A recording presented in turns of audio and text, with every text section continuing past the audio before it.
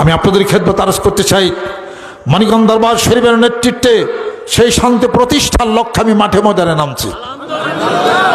আমার যতই খারাপ হোক, আমি সবার একই প্ল্যাটফর্মে আইনা শান্তি প্রতিষ্ঠা করবি।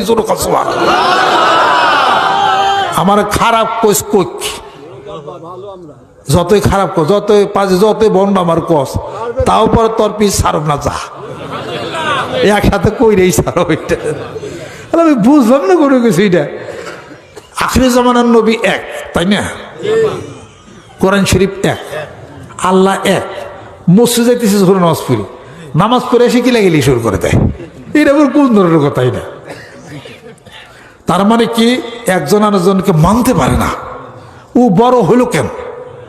ওরে ঠ্যাং ধরে নিচে নামাম, এইটা হলো কথা। তুই বড় হবি কেন? তোর পিছিয়ে মানুষ যাবে কেন? এটা কোয়া গিয়া, অত সে হলো খারাপ।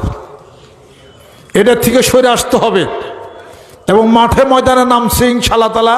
চেষ্টা করুন একসাথে কইরেই সারুন ইনশাআল্লাহ তাআলা। আমার পিছনে বহু শয়তান লাগা আছে। এই শয়তান আমার আবার কুমন্ত্রণা দেয়। আপনারা দোয়া করেন যাতে লা হাওলা ওয়ালা কুওয়াতা ইল্লা বিল্লাহ, শয়তান জানি আমারও যেন কুমন্ত্রণা না দিতে পারে।